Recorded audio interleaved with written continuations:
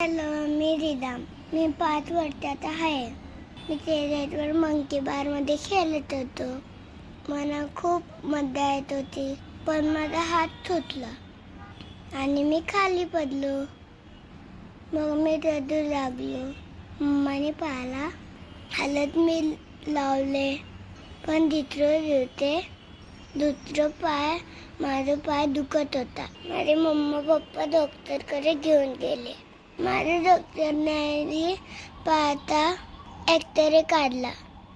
तेव्हा कळले की माझ्या पायाला हेअर लाईन फ्रॅक्चर